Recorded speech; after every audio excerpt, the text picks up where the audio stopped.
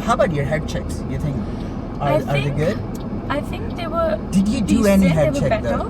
What I did feel was I missed a couple, like the chin to shoulder ones that actually go back. I feel like I missed a couple of them that were at the back here. Got a couple that were there, but I still feel like I missed a couple like at the back window.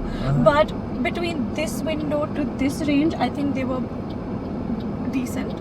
I think they were better than whatever I have been like consciously remembering to do that. But the back ones, I think those end up getting slightly missed or maybe not significant enough.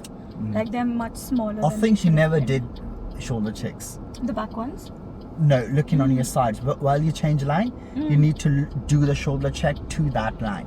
So if I'm changing towards the left, I will do left shoulder check and come in. Right. If I'm changing the right, every time you change line, you never did. So let me tell you how many head checks do you have. Okay, 1, 2, 3, 4, 5, 6.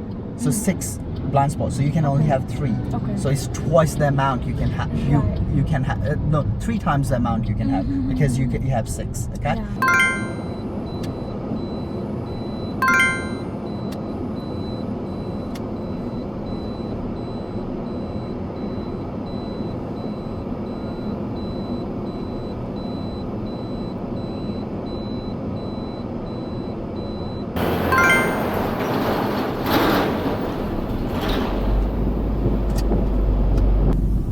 From the next traffic light, we're going to turn left again.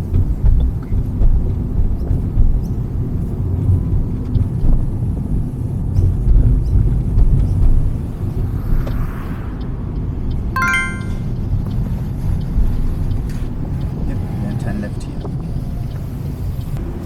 I actually have a question regarding these. Yep. So if say I am like on this kind of a like left Do a curbside stop behind the red car. Yeah?